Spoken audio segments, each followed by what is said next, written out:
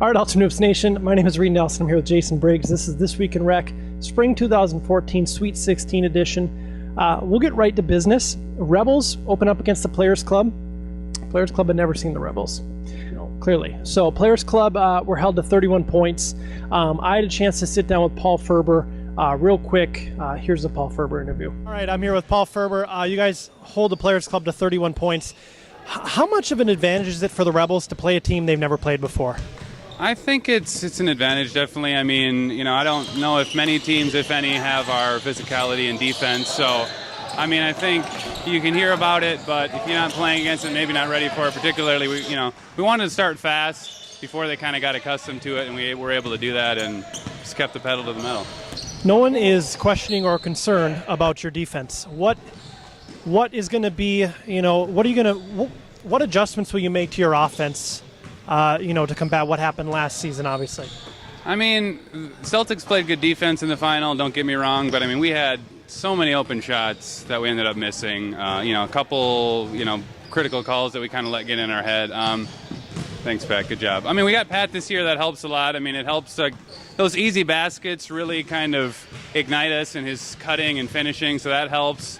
And we just got to try to keep moving. I think we're good when we're always active and the game is at a good pace, but when we slow down and just kind of dribble it up, walk it up, and we kind of just play a ring around the perimeter, and then we struggle. So thank you. Good luck tomorrow. Thanks.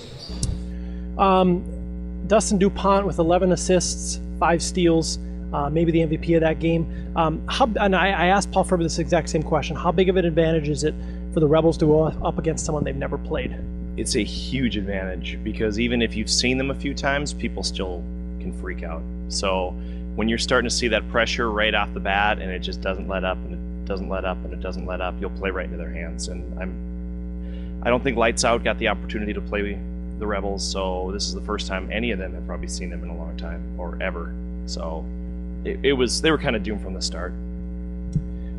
Blue Chips, Killer Bees. Blue Chips win 70-62. Killer Bees go 7 of 25 from the three-point line. Mike Franklin hit 6 of those 7 threes. Hoyle was 80% from the field with 8 rebounds. Hoyle's having an MVP type season. Talk about his game tonight. He was the reason we won, in my personal opinion. We had guys that all chipped in and did little things here and there.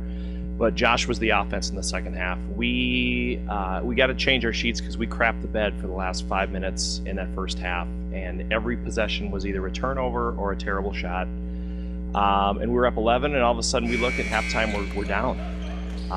And they started out just fine in the second half. I thought it was going to be a battle, and Hoyle just took over.